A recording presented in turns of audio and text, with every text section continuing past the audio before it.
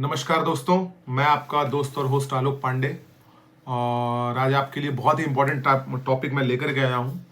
जो कि आप समझ सकते हैं कि दिल्ली विधानसभा चुनाव एकदम चरम पर है और डेट्स का ऐलान भी हो चुका है कि दिल्ली विधानसभा में वोटिंग का मतदान किस दिन है। लगभग 5 फरवरी को दिल्ली में वोटिंग होनी है। और सबसे इंपॉर्टेंट मुद्दा है कि पूरे देश में हर जगह जीत दर्ज करने वाली भारतीय जनता पार्टी पिछले 27 वर्षों से दिल्ली के अंदर जीत नहीं पा रही है। बहुत बार ऐसा लगता है लोगों को कि दिल्ली में विधानसभा में भारतीय जनता पार्टी बहुत अच्छा प्रदर्शन करेगी और वोटिंग परसेंटेज भी बहुत अच्छा रहता है बीजेपी का, लेकिन बीजेपी वहां पर जीत नहीं पाती। और हम कह सकते हैं कि इस समय बीजेपी के लिए कहीं ना कहीं सबसे बड़ा एक सेंटर पॉइंट दिल्ली विधानसभा चुनाव इसलिए बना हुआ है कि वहां अमित शाह और देश के प्रधानमंत्री श्री नरेंद्र मोदी वो भी लगे रहते हैं। और उसके लगने के बावजूद इलेक्शन का जब रिजल्ट आता है तो आम आदमी पार्टी पिछले लगभग 3 विधानसभा चुनावों में एक शानदार प्रदर्शन करते हुए नजर आई है। 2013 विधानसभा चुनाव मुद्दों की बात करेंगे तो उस समय भारतीय जनता पार्टी लोकसभा में जीत करके नहीं आई थी और उस समय बीजेपी को तकरीबन आम आदमी पार्टी के बराबर ही सीट्स मिली थी, लेकिन कांग्रेस पार्टी जिसके खिलाफ अरविंद केजरीवाल विरोध करके, जिनकी नीतियों का विरोध करके वो अनशन दिल्ली में रखा गया अन्ना हजारे जी के नेतृत्व में, और रखने के बाद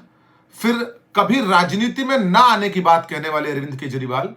फिर से उन्होंने पार्टी बनाई अपने कुछ लोगों को लेकर के, और फिर वो चुनाव में लड़े और जीत करके आए और फिर उसी कांग्रेस के समर्थन से उन्होंने सरकार चलाई। लेकिन फिर जब इलेक्शंस कुछ टाइम के बाद उन्होंने रिजाइन करने का फैसला किया, उनको लगा कि अब जो इलेक्शंस में हम जब जाएंगे तो हमें किसी पार्टी की आवश्यकता नहीं है। कहीं ना कहीं नीतियों का विरोध है और समीकरण उस समय बदल चुके थे। 2014 में भारतीय जनता पार्टी नरेंद्र मोदी जी के नेतृत्व में एक शानदार प्रदर्शन करके लोकसभा में वापसी कर चुकी थी और बीजेपी के साथ साथ देश में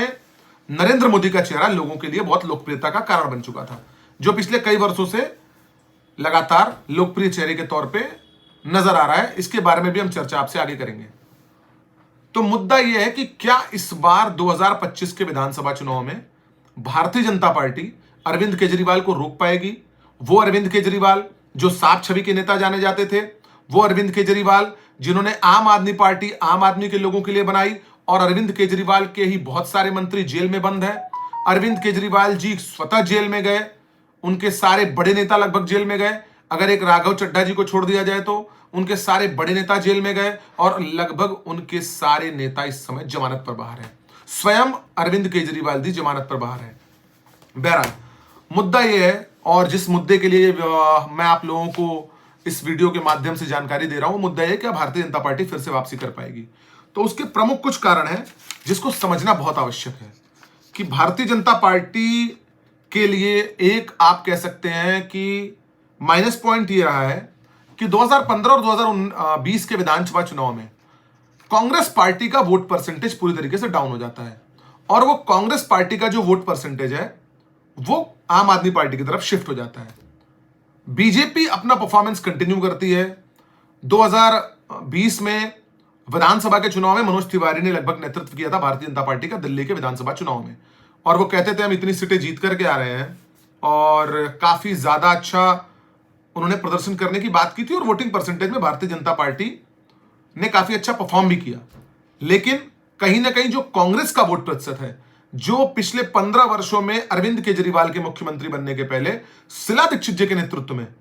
कांग्रेस पार्टी कंटिन्यू परफॉर्म करती हुई चली आ रही थी, वो कांग्रेस पार्टी पूरी तरीके से हाशिए पर चली गई है दिल्ली विधानसभा के चुनाव के अंदर।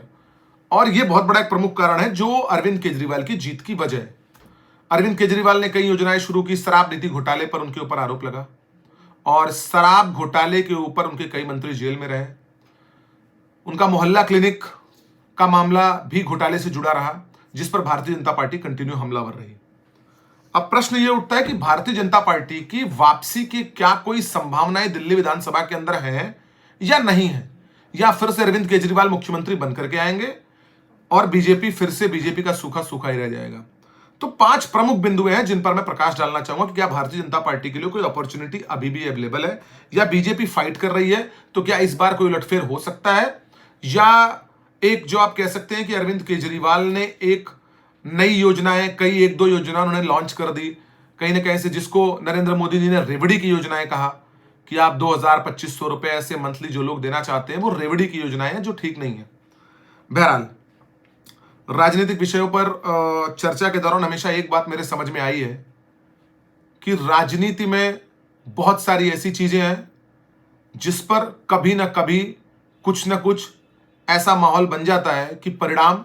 कभी हमारी आपकी सोच से इतर हो जाते हैं, जो कि पिछले हरियाणा विधानसभा चुनाव में हमको नजर आया था। और इसलिए मेन प्रमुख मुद्दा है कि आम आदमी पार्टी अगर पिछले चुनाव में 2020 में लगभग 54% के आसपास वोट परसेंटेज था आम आदमी पार्टी का, और वोट परसेंटेज 54% जो है वो कांग्रेस का वोट परसेंट ऐड हुआ है, तो क्या कांग्रेस इस बार कोई वोट परसेंटेज गेन कर पाएगी? क्योंकि अगर कांग्रेस वोट परसेंटेज अपना गेन नहीं करती है तो भारतीय जनता पार्टी के लिए फिर वही स्थिति बनकर के सामने आ जाएगी। एमसीडी इलेक्शंस में जिस तरीके से आम आदमी पार्टी को जीत मिली है, कंटिन्यू बीजेपी की वहां सत्ता थी, और एमसीडी के इलेक्शंस में वहां आम आदमी पार्टी जीत करके आई, काफी डिस्प्यूट वहां पर हुए, तो कहीं ना कहीं परिस्थिति ऐसी समझ में आ रही है कि अभी बहुत कांटे की टक्कर न देखते हुए अरविंद केजरीवाल का पलड़ा इसलिए भारी लग रहा है क्योंकि अरविंद केजरीवाल एक सीएम फेस है दिल्ली के लिए, और भारतीय जनता पार्टी के लिए कोई सीएम फेस नहीं है, क्योंकि कहीं ना कहीं दिल्ली के लोगों को यह पता है कि as a prime minister Narendra Modi ji देश के लिए काम कर रहे हैं। और जब देश की बात आती है तो दिल्ली विधानसभा में और दिल्ली लोकसभा में यही फर्क है कि दिल्ली के लोग लोकसभा में भारतीय जनता पार्टी को वोट देते हैं मैक्सिमम, और बीजेपी वहां जीत करके आती है, और जब वही इलेक्शंस विधानसभा के होते हैं तो दिल्ली के लोग अरविंद केजरीवाल के नाम पर मुहर लगा देते हैं, या कहीं ना कहीं उन्होंने अपना एक ऐसा क्राइटेरिया सेट कर रखा हुआ है। तो ये बहुत महत्वपूर्ण विषय है जिस पर मुझे लगता है कि अभी यहां पर बहुत कुछ ऐसा स्कोप मुझे नजर नहीं आ रहा है जो बीजेपी के लिए बहुत ज्यादा अपॉर्चुनिटी दिखाई दे दिल्ली विधानसभा चुनाव के अंदर, क्योंकि कहीं ना कहीं वोट परसेंटेज का बहुत बड़ा डिफरेंट है और कांग्रेस अभी गेन करती हुई नजर नहीं आ रही है। और जैसा कि दोनों पार्टियां, वैसे तो इंडी गठबंधन बीजेपी जो कहती है, और जो उन्होंने बनाया हुआ है इंडिया गठबंधन, उसके तौर पर दोनों पार्टियां अपने आप को अलायंस में होने का दावा करती हैं लोकसभा इलेक्शंस जब वो लड़ती हैं, लेकिन जब वो हरियाणा विधानसभा लड़ती हैं, जब वो पंजाब विधानसभा बाई इलेक्शंस की बात आती है, या दिल्ली विधानसभा चुनाव की बात आती है, उस समय दोनों पार्टियां सेपरेट होकर अलग अलग चुनाव लड़ना पसंद करती हैं। कहीं ना कहीं उनको पता है कि कांग्रेस की इन्वॉल्वमेंट, फिर जब हम यहां अकेले जीत सकते हैं तो कांग्रेस की इन्वॉल्वमेंट करके हम क्या रखेंगे। तो बीजेपी के लिए जो 5 मुद्दे हैं मैं इस वीडियो के माध्यम से बता दे रहा हूं कि जहां पर कोई एक उम्मीद बन सकती है, अगर कांग्रेस अच्छा परफॉर्म करती है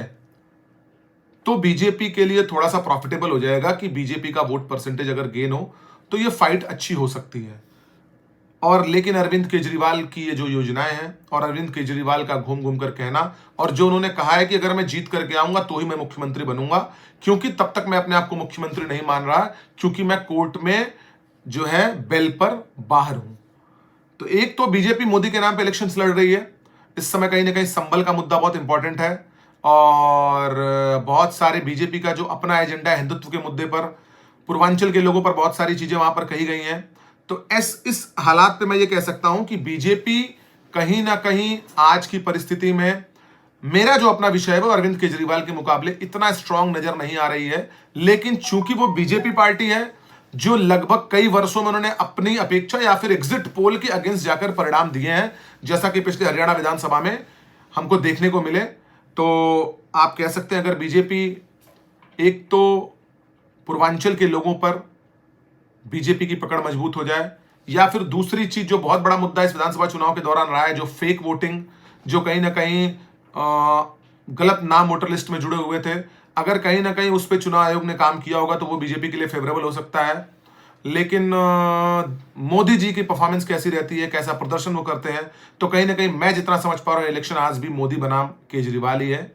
और इस लहजे से उसको देखा जा रहा है। और बाकी चुनाव 5 फरवरी को डिसाइड हो गया है, तो लोकतंत्र के इस पर्व पर दिल्ली विधानसभा के लोगों से मेरा अनुरोध है कि मतदान जरूर करें, और मतदान करते समय विकास, देश, अच्छा एडमिनिस्ट्रेशन और सारी चीजों को ध्यान में रख के मतदान करें। क्या जरूरी है देश के लिए, क्या जरूरी है हमारे आने वाली पीढ़ियों के लिए, this is very important, and I am humble request to everyone, please subscribe my channel,